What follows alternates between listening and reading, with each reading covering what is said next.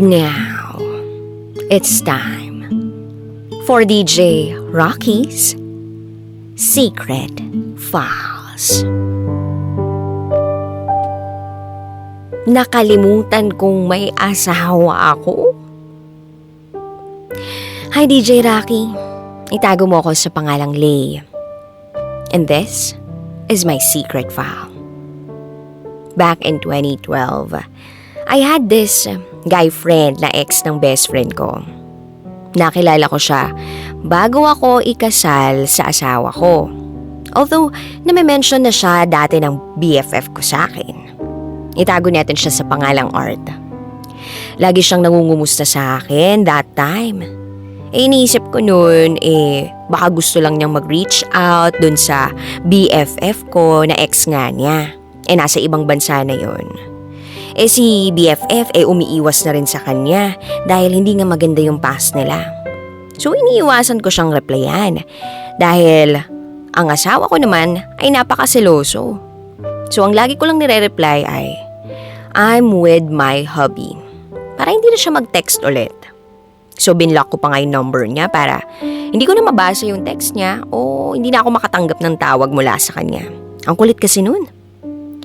So dumating na sa point na sinadya pa niya ako sa bahay namin ng asawa ko kasi hindi siya makakuha ng reply galing sa akin.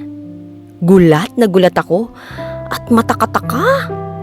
Akala ko kasi kung ano nang sadya niya. Nagtanong siya ng price list ng mga produkto na ibinibenta ko that time. So ako naman nagbigay. Fast forward, nag-exchange messages na kami. Kwentuhan ng mga kung ano-ano. Hanggang sa lagi na niyang bukang bibig si BFF. Ako naman todo advice na baka in the end sila rin. Kasi nga kahit itanggi niya na naka-move on na siya, andun pa rin yung doubt ko na mahal niya pa rin si BFF. So here comes the time na nagpapareto na siya ng ibang mga babae na single. So kung meron daw ba akong girlfriends na single. So ako naman nireto ko yung isa pa naming BFF. Pero hindi nagtagal, ayaw ni Art ng ganong girl. So, nagtuloy-tuloy ang communication namin. Until one time, out of town ako with my husband. Bigla siyang nag-text. Sabi ko, nasa buntok ako kasama ko si hubby. I'll text you when I'm home.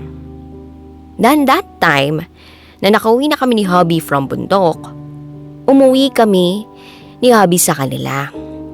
Then nakita niya yung post ko sa FB na, Home Sweet Home. Agad siyang nangumusta. Ako naman nag-reply. Bigla ko nalang tinanong kung umiinom ba siya. Sumagot agad siya ng oo. So sinagot ko rin siya ng tara. That night nagkita kami sa resto. Isang bucket ng beer ang ininom namin.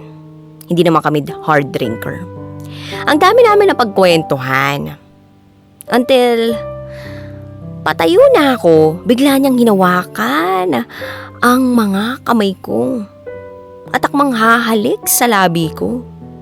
Syempre umiwas ako. Sabi ko na lang don't. Until sinabi niya na kahit sa noo lang daw.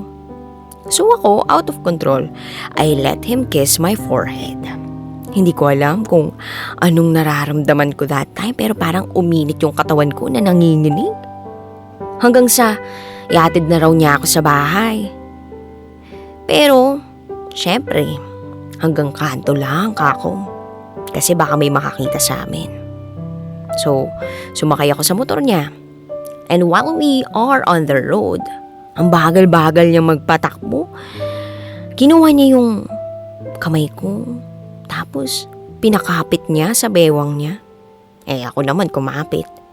Hindi pa nakontento, kinuha niya yung isa pang kamay ko at pinakapit niya dun sa kabilang bewang niya. Sabi pa niya, kumapit ka, baka mahulog ka. Hindi ako nagsasalita habang nagdadrive siya. Pinakikiramdaman ko lang siya. Hinahaplos-haplos niya pa yung kamay ko sa bewang niya. Hanggang sa makarating kami ng kanto sa amin. Bigla na lang uli niyang sinabi na, pakis uli sa noo, Lay. So, hinayaan ko na naman siya. Nakalimutan nga namin na nasa highway pala kami. At naglapat ang mga labi namin. Bigla na lang akong natulala At parang may kung ano mang nangyari sa isipan ko. Parang nagkaroon ng block. Hindi ko malalimutan yung sandaling yun. Hindi ako nakatulog. Hindi tumigil yung pagko-communicate namin sa isa't isa hanggang madaling araw. Hanggang sa nag-decide kami na magkita ulit.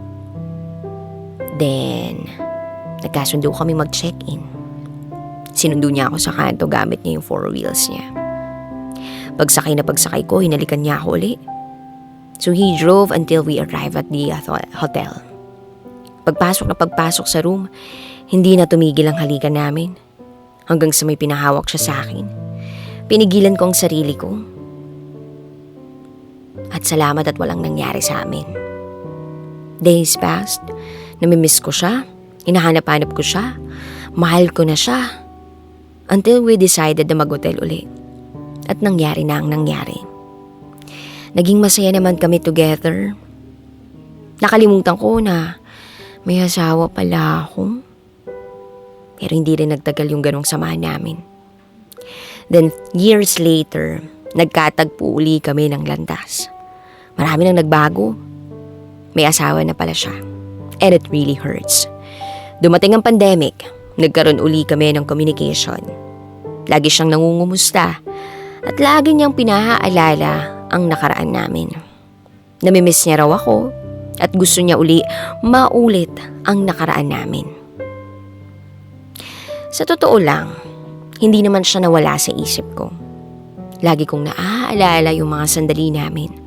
Mga araw na masaya kaming magkasama na para bang kami lang yung mga tao sa mundo. Alam kong mali, pero masaya ako. Mahal ko pa rin siya. Natapos ang matinding lockdown, patuloy pa rin ang communication namin. Lagi niyang sinasabi na gusto niya akong buntisin. Gusto niya na magkaroon kami ng lahi. Parang ayoko. Pero gusto ko. Pero mali talaga eh. Nag-I love you-an din kami. Pero wala kaming label. Until one day, sinundo niya ako sa trabaho. Inihatid sa bahay. Papunta, bigla na lang niyang inihinto ang sasakyan niya sa gilid. At doon di kami nakapagpigil. Halatang na-miss namin ang bawat isa. Wala kaming ibang sinasambit kundi miss na miss namin ang isa't isa. Pinigilan pa rin namin ang mga sarili namin. Wala namang nangyari. Nabitin lang talaga ako.